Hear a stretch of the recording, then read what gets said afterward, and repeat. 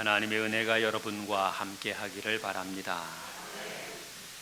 날씨가 후덥지근하고 불쾌지수가 높아가도 그리스도 예수로 말미암은 하나님의 은혜와 기쁨을 우리 가운데 빼앗기지 않음을 믿습니다.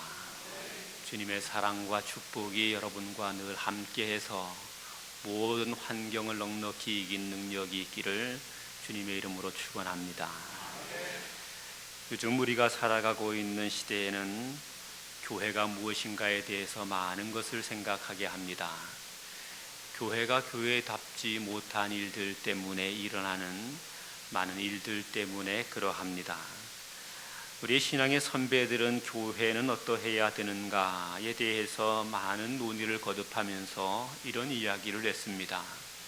교회는 하나님의 말씀을 전파하는 사명을 가지고 있고, 교회는 섬김의 일을 감당해야 하는 사명을 가지고 있고, 교회는 서로 교제하며 나누는 그런 일들을 해야 된다, 이렇게 이야기합니다. 그러므로 우리 교회도 이 귀한 사명들을 잘 감당할 수 있어야 합니다. 하나님의 말씀을 전파하는 일을 게을리하지 말아야 될 것입니다. 섬기는 일에 있어서 뒤처지지 아니하고 보다 앞서 나아갈 수 있어야 할 것입니다.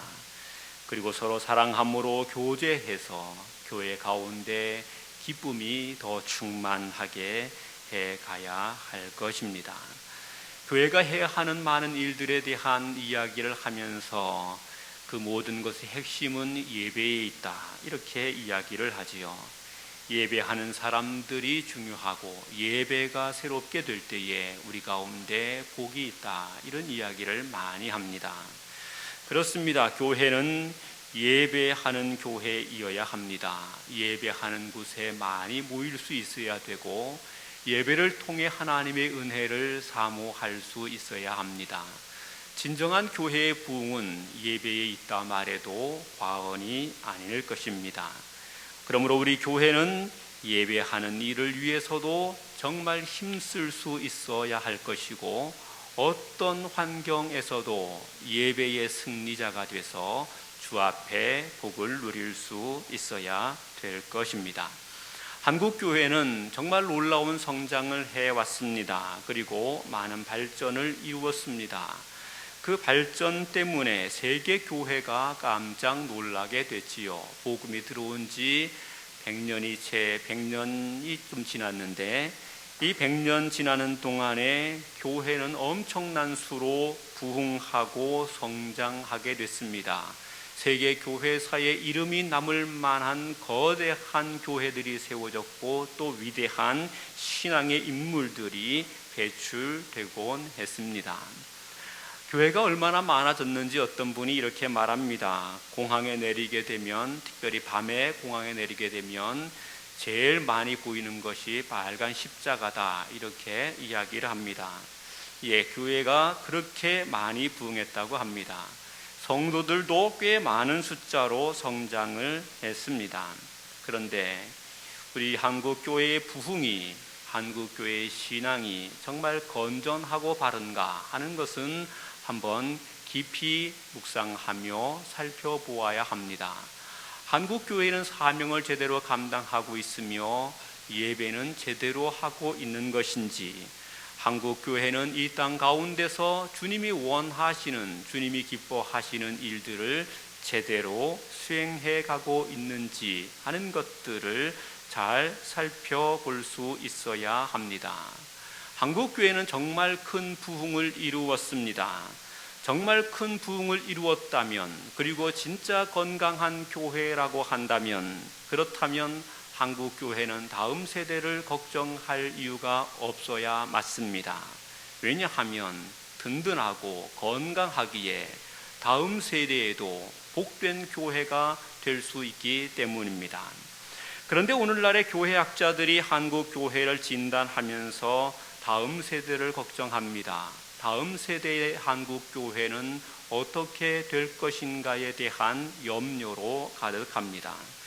여러분, 오늘 예배실 안에 주변을 둘러보시기 바랍니다. 주변을 둘러보시면 다음 세대를 짊어지고 갈 사람들이 여기에 얼마나 있는가 하는 것을 볼 수 있는데, 현저하게 그 수가 적다는 것입니다.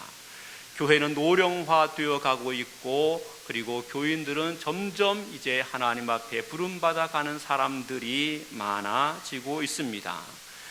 지금까지 우리 한국 교회가 100년을 지나오면서 급성장을 해왔는데, 이제 앞으로 100년 동안에는 급몰락을 해가게 되고 있다는 것입니다. 교회 건물들은 화려하게 웅장하게 지어졌고, 교회 안에는 파이프 오르간이 설치되기도 하고, 화려한 모습들로 치장되고 단장돼서 한국 사회 가운데 엄청난 힘을 발휘하고 있는데, 그런데 그 모든 것을 이어갈 다음 세대가 이제 없어지고 있다고 하는 사실입니다. 주님은 우리에게 명령합니다. 다음 세대에도 하나님의 교회는 건강한 교회로 서 있어야 된다고 하는 말씀입니다. 사도 바울은 믿음의 아들 디모데를 향하여서 다음 세대에 하나님의 교회를 건강하게 떠받치고 가는 사람이 되어야 할 것을 명령하고 요구하고 있습니다. 디모데후서 4장 6절에서 8절 말씀에 보니 관제와 같이 벌써 내가 후음이 되고 나의 떠날 기약이 가까웠도다. 내가 선한 싸움을 싸우고 나의 달려갈 길을 마치고 믿음을 지켰으니 이제 후로는 나를 위하여 의의 면류관이 예비되었으므로 주곧 의로우신 재판장이 그날에 내게 주실 것이니 내게만 아니라 주의 나타나심을 사모하는 모든 자에게니라. 바울은 여기에 자기의 인생을 이야기합니다. 그는 하나님 앞에 최선을 다하여 충성한 사람이었고, 이제 관제와 같이 나는 부음이 되어 떠날 기약을 내 눈앞에 두고 있다는 겁니다. 내가 싸워야 할 선한 싸움을, 내가 달려가야 할 그 모든 길을 다 마쳤고 믿음을 지켰다고 이야기합니다. 이와 같이 이야기하면서 바울은 믿음의 아들 디모데를 향하여 권고하는데, 내가 이와 같이 하나님 앞에 삶을 살며 하나님의 교회를 지킨 것처럼, 섬긴 것처럼 너도 하나님의 교회를 지키며 섬기며 하나님 앞에 복된 삶을 살아가야 된다, 이렇게 이야기하고 있습니다. 바울은 하나님의 교회를 이제 다음 세대가 되는 디모데에게 넘겨주며 그가 하나님 앞에 충성된 일꾼으로 서야 된다고 하는 사실을 이야기합니다. 바울은 하나님 앞에서 그의 모든 삶을 마치게 될 때에 다음 세대를 세워가며 준비하는 사람이었음을 성경이 우리에게 증언해 주고 있습니다. 오늘 우리가 함께 읽은 본문 말씀 디모데전서 4장 6절 말씀 보니 이렇게 말합니다. 내가 이것으로 형제를 깨우치면 그리스도 예수의 좋은 일꾼이 되어 믿음의 말씀과 내가 따르는 좋은 교훈으로 양육을 받으리라. 여기 말씀 보니 이렇게 말합니다. 내가 이것으로 형제를 깨우치면 그리스도 예수의 좋은 일꾼이 될 것이라. 예수 그리스도의 좋은 일꾼이 누구냐?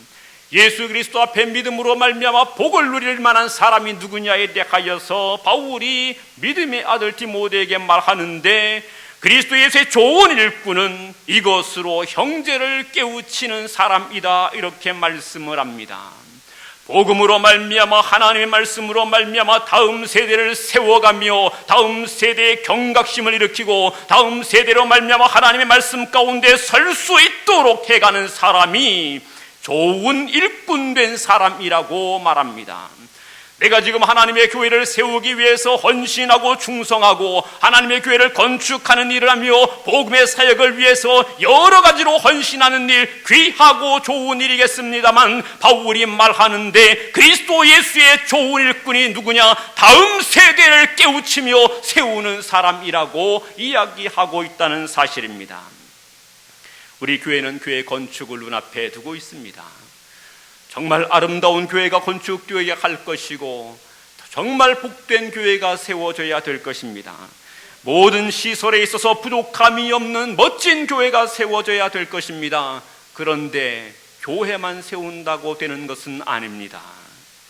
그 교회를 섬기며 그 교회를 통해서 하나님의 일을 할 다음 세대를 세워야 합니다.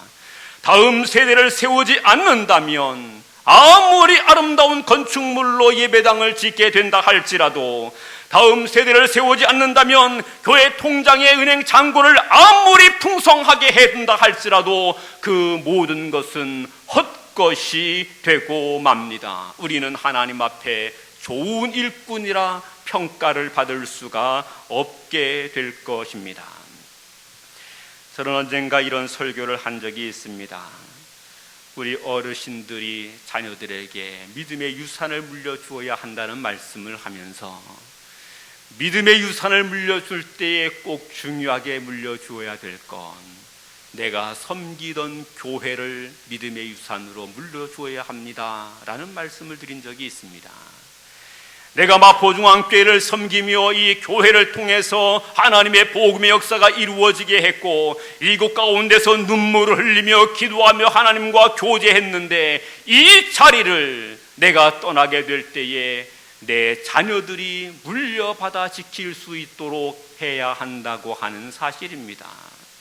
나만 여기에서 신앙생활하고 나만 여기에서 하나님의 말씀을 묵상하고 나만 이 교회를 통해서 하나님의 뜻을 이루겠노라고 헌신하고 그저 나만 하나님께 간다면 하나님은 우리에게 이렇게 말할 겁니다. 너는 그리스도 예수의 좋은 일꾼이지는 않았다라고 말할 것입니다. 그리스도 예수의 좋은 일꾼은 다음 세대를 세워가는 사람입니다. 오늘 우리는 우리의 다음 세대를 세워야 합니다.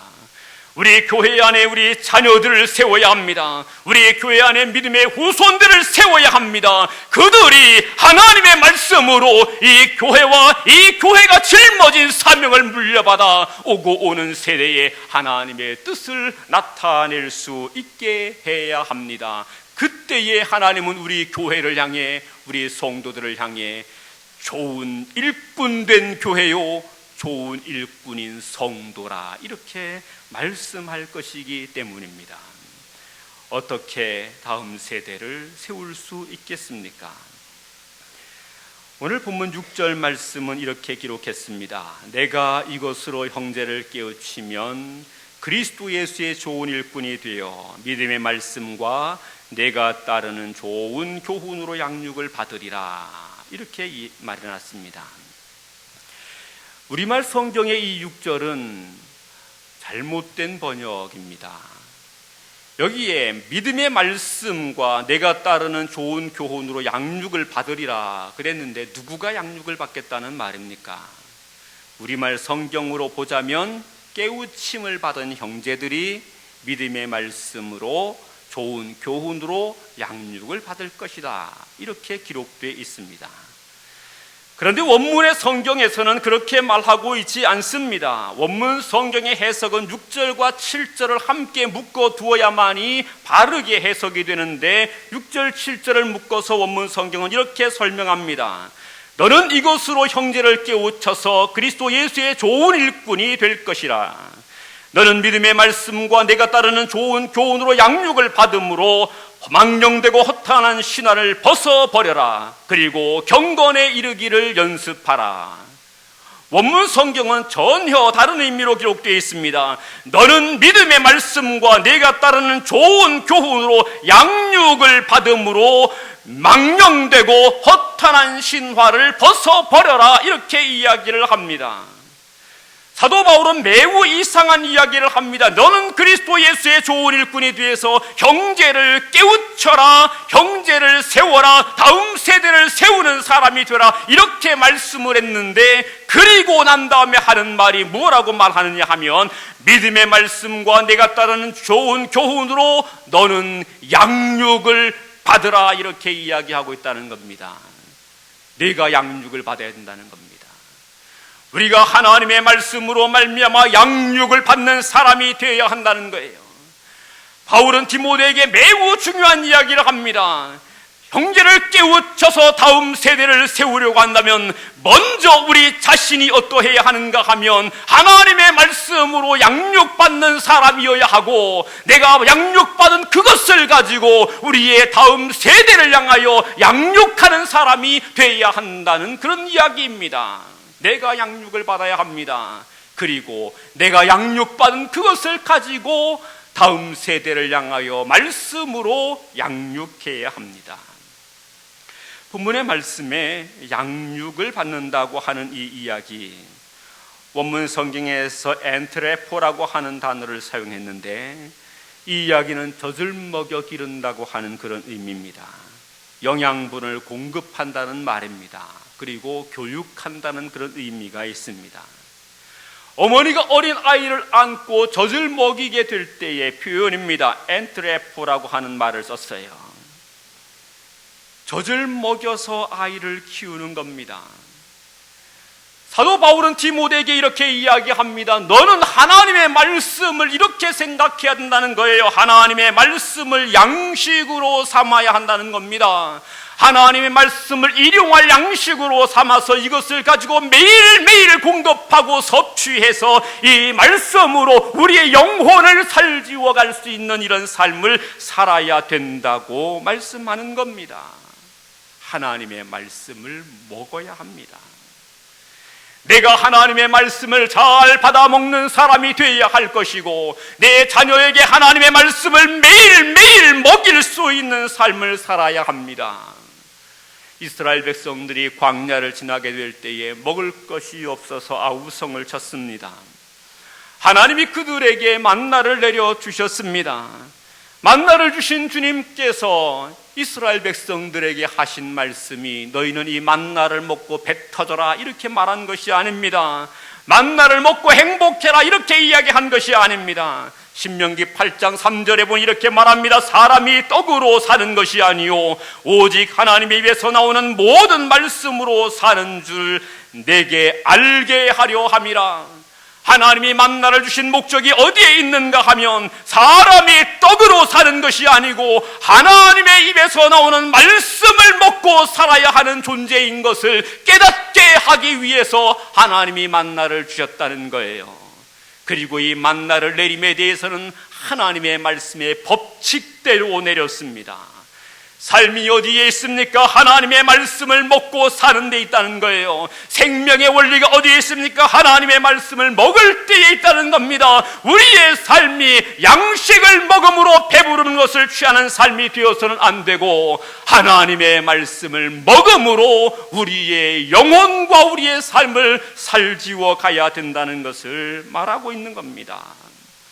사도 베드로는 베드로전서 2장 2절 말씀에서 이렇게 말했습니다. 갓난 아이들 같이 순전하고 신령한 자들 사모하라. 따라합시다. 갓난 아이들 같이 순전하고 신령한 자들 사모하라. 갓난 아이들 같이 저들 사모하라고 말합니다. 하나님의 말씀을 사모하는 자가 되어야 한다고 말합니다. 하나님의 말씀을 사모해서 이 말씀으로 우리의 영혼 깊이 채워갈 수 있어야 되겠다고 하는 겁니다. 그때에 비로소 우리는 다음 세대를 세우는 사람이 될 수가 있습니다. 목사가 되고 난 다음에 제일 읽기 힘든 책이 무엇인 줄 아십니까? 참 아이러니하게도 성경책입니다. 목사가 되고 난 다음에 제일 안 읽게 되는 책이 성경책이에요. 물어보세요. 우리 교육자들에게 신학교 들어가기 전에 성경책을 더 많이 읽었는지 신학교 들어가고 난 다음에 성경책을 더 많이 읽었는지 물어보면 신학교 들어가기 전에 시험 공부한다고 읽은 성경책이 제일 많이 읽었습니다. 그리고 신학교 들어가서 졸업할 때까지 성경책 제대로 못 읽고 웬 두꺼운 신학책들만 다른 신학책들만 읽어요. 무슨 조직신학책이다 읽고 무슨 신약신학책이다 뭐 공감복음이다 뭐다 하면서 잡다한 서적들 많이 읽습니다. 뭐 설교의 교양을 쌓는다 그래서 다양한 예화집들 수필집들 많이 읽습니다. 책은 무척 많이 읽는데 성경책 읽을 시간이 없어서 안 읽습니다.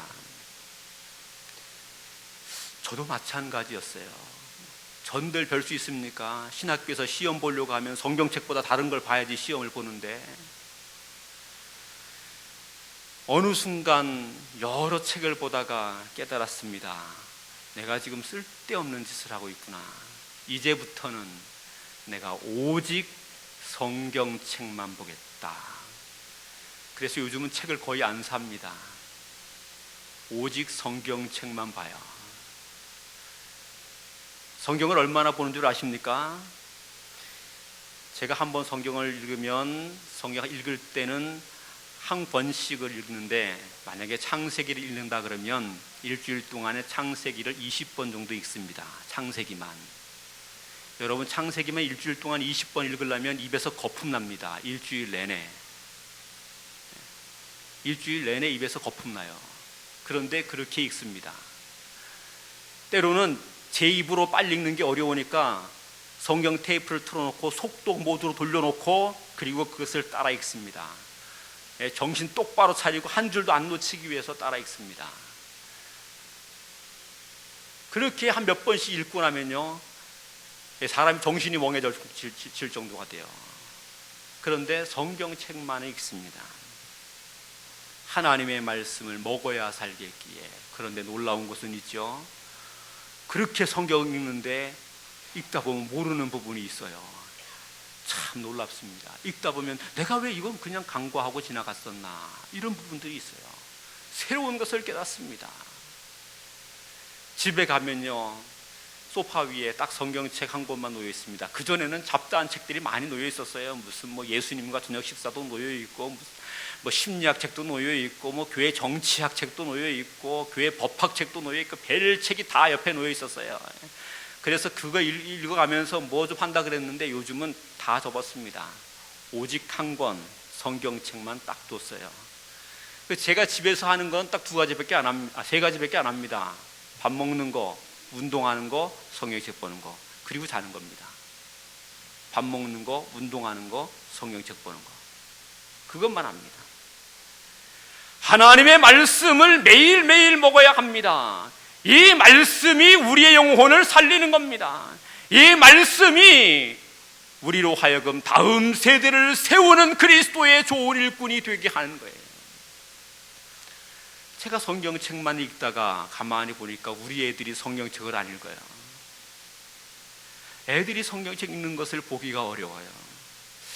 그리고 이런 생각을 했어요. 내가 하나님의 말씀을 계속 연구하면서 나름대로 성경에 대해서, 신학에 대해서, 말씀에 대해서 많은 이해를 하게 됐는데, 내가 가지고 있는 이 비밀을 그냥 나만 안고 살다가 죽어버리면 그럼 이거 너무 아깝다, 이런 생각을 하게 됐어요. 내가 알게 된 이 비밀을, 이 복음의 능력을 나만 알 것이 아니라 우리 아이들에게도 알게 해야 되겠다, 그런 생각을 했습니다. 그래서 아이들에게 말씀을 가르쳐야지, 이러면서 생각을 했어요. 참, 목사지만 애들에게 하나님 말씀 가르치는 것은 쉽지 않습니다. 애들에게 하나님 말씀 가르치겠다고 불러 앉히는 것도 어렵고요, 말씀을 얘기하는 것도 어렵습니다. 그런데 결단했습니다. 올해 초에 굳게 결단을 하고 매 주일마다 성경책을 같이 읽고 제가 설명하는 시간을 갖습니다. 매 주일마다 저녁 식사를 끝내고 나면 그러면 아이들과 같이 둘러 앉아요. 그래서 성경책을 같이 읽습니다. 그리고 중요한 부분에 대해서 제가 설명을 합니다. 하나님은 이렇게 말씀하신 거다, 그래서 우리는 이 말씀대로 이렇게 살아야 된다, 이런 이야기를 합니다. 이것이 하나님 앞에서 자녀들을 말씀으로 먹이는 거예요. 여러분은 여러분의 자녀들과 함께 얼마나 하나님의 말씀으로 이야기를 해본 적이 있습니까? 여러분의 자녀들에게 하나님의 말씀을 얼마나 먹였습니까? 밥 안 먹는다고는 쫓아다니면서 숟가락을 들고 입에 밥을 퍼 넣어 주었지만, 우리 자녀들에게 하나님 말씀을 먹이는 일에는 얼마나 열심을 내며 말씀을 먹였습니까? 밥만 잘 먹는다고 우리 자녀들이 다음 세대를 짊어질 만한 역량 있는 사람이 되느냐? 아닙니다. 우리 자녀들에게 하나님의 말씀을 먹여야 합니다. 하나님의 말씀을 먹일 때에 우리 자녀들이 다음 세대를 복된 세대로 만들어가는 자들이 됩니다. 여름 성경학교 수련회가 이제 시작을 했어요. 여름 성경학교 수련회는 이런 날입니다. 따라합시다. 영적 보양식을 먹는 날. 이 여름을 잘 지내려면 삼계탕도 먹어야 되고 보신탕도 드셔야 되지 않습니까? 그런데 이 여름을 믿음으로 잘 이기고 나가려고 하면 영적으로 보양식을 좀 드셔야 하지 않겠습니까? 여름 성경학교 수련회에 우리 자녀들 영적으로 보양식을 먹이는 날입니다. 영적으로 보약을 먹이는 날입니다. 그런데 요즘 애들이 얼마나 바쁜데 거기 수련회 성경학교 보내고 있어요.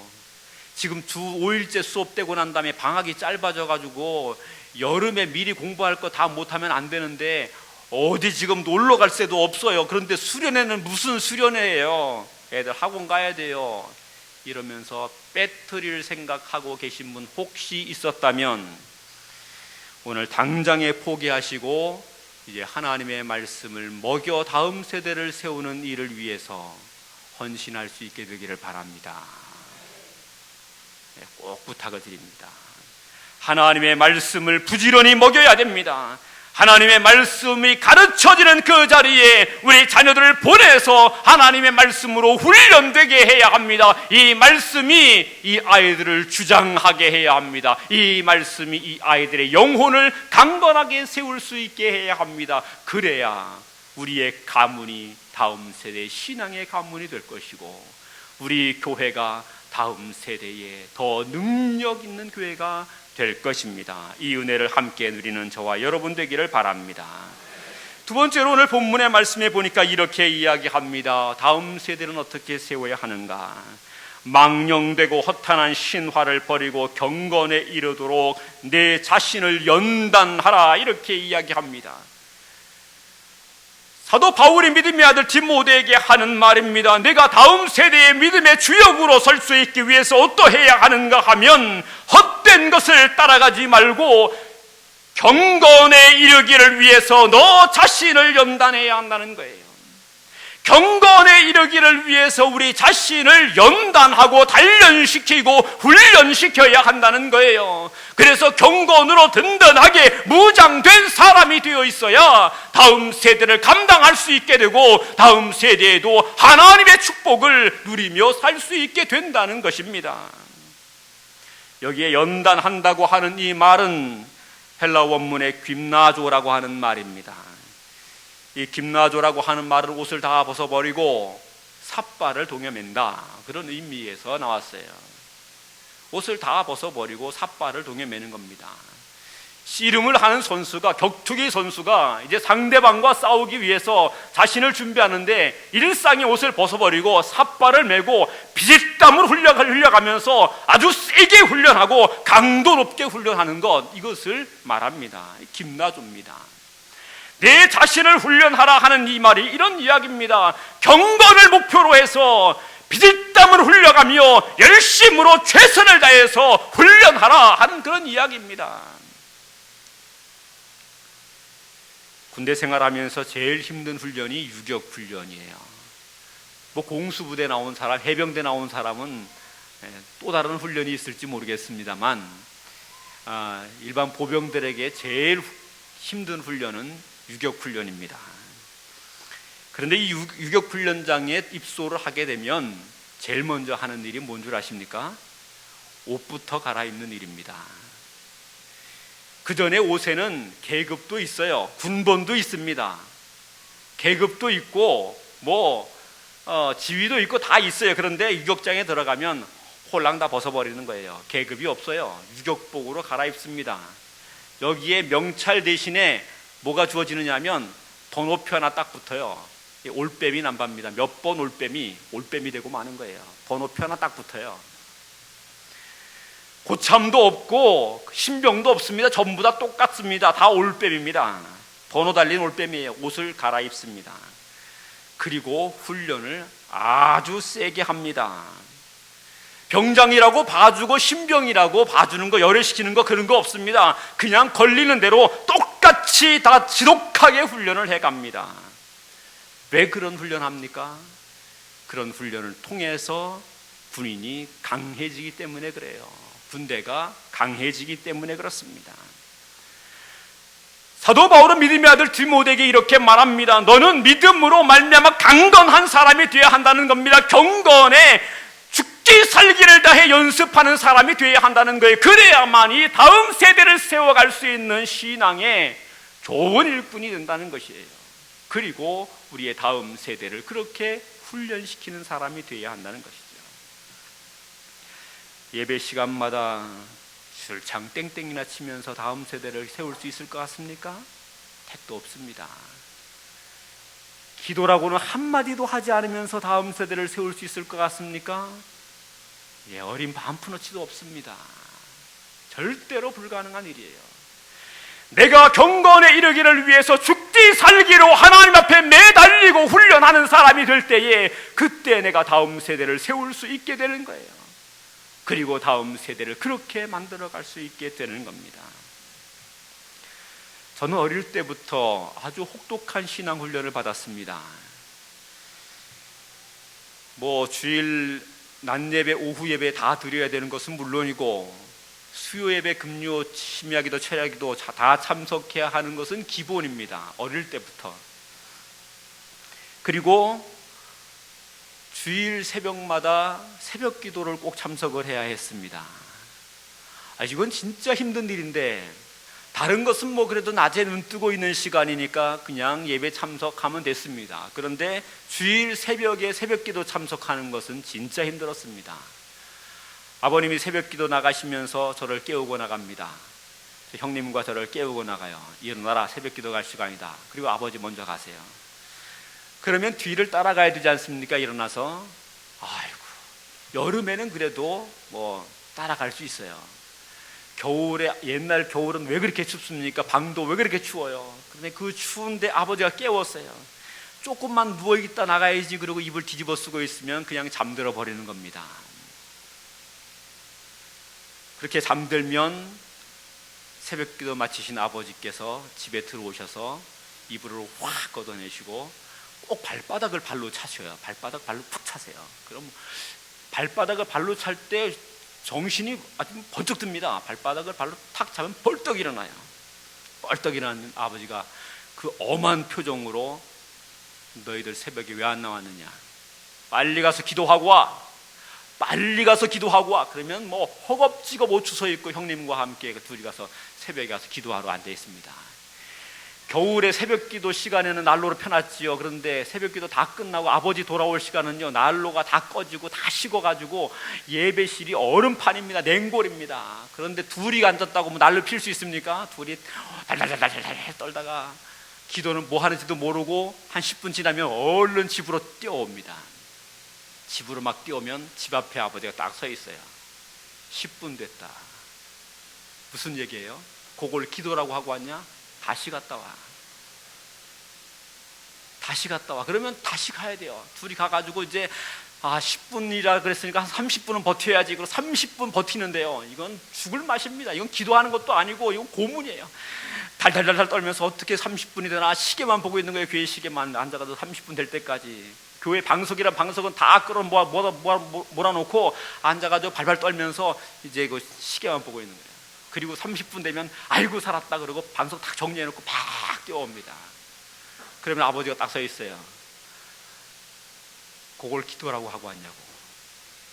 30분씩이나 하고 왔는데 그걸 기도라고 하고 왔냐고. 주일날 새벽 오는 게 그렇게 무서웠습니다. 그것도 겨울에는요. 여름에는 모기가 왜 이렇게 뜯어요? 그렇게 무서웠습니다. 그런데 어린 시절 그렇게 한 해, 두 해 훈련을 받아가게 되니까 주일날 새벽에 앉아서 기도하는 것 아버지가 시키지 않아도 가서 앉아 기도하게 돼요. 30분만 앉아 기도하는 것이 아니라 억지로 강제하지 않아도 1시간, 2시간을 앉아서 기도합니다. 억지로 몰아서 기도원 가라고 하지 않았는데 내가 보따리 싸들고 기도원에 가요. 그리고 밤을 새워가면서 하나님의 은혜를 구하고 부르짖는 사람이 되어 있더라는 거예요. 아버지의 혹독한 훈련이 있었습니다.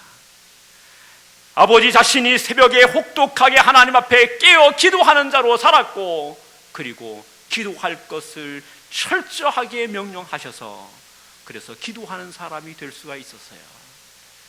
다음 세대를 세워갈 때 훈련 안 시키고 되는 줄 아십니까? 안 됩니다. 여러분 훈련시켜야 됩니다. 여러분 자녀들에게 하나님의 말씀을 따라 기도하는 것 훈련시켜야 합니다. 경건에 이르기를 위해서 피나는 연습을 해야 한다는 것을 가르쳐야 하고 몸으로 그것을 체득하여 훈련하게 해야 합니다. 기도하는 것이 필요하다고 말만으로 떠드는 것 소용없습니다. 기도하는 자리에 함께 앉아서 함께 기도하는 자로 훈련시켜 줘야 합니다. 그때에 다음 세대가 설 수 있게 되는 겁니다. 사랑하는 성도 여러분, 하나님 앞에 좋은 군사, 좋은 일꾼이 누구입니까? 오늘 사도 바울이 디모데에게 말하는데 좋은 군사는 다른 사람이 아니었습니다. 다음 세대를 세워가는 사람이었습니다.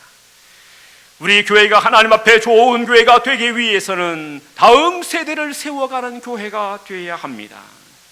이를 위해서 우리 자신이 하나님 앞에 힘써서 주의 말씀으로 양육을 받는 사람이 되어야 할 것이고, 경건에 이르기를 위해서 최선을 다해 희생하며 훈련하는 사람이 되어야 합니다. 그리고 이것을 우리 자녀들에게 가르쳐 줄 수 있어야 합니다.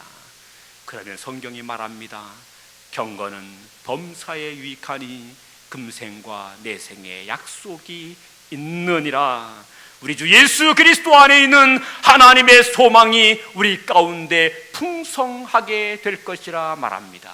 오늘 우리 교회에 또 여러분의 가정에 여러분의 자녀들에게 이 은혜와 복이 있기를 주님의 이름으로 축원합니다. 기도하겠습니다. 하나님 아버지 감사합니다. 오늘도 하나님께서 우리에게 귀한 말씀을 허락하여 주셨사오니 이 말씀 기억하며 다음 세대를 믿음으로 잘 양육하여 하나님 앞에 좋은 일꾼으로 여김받는 교회와 성도들이 되게 하여 주시옵소서. 예수님의 이름으로 감사하며 기도하옵나이다. 아멘.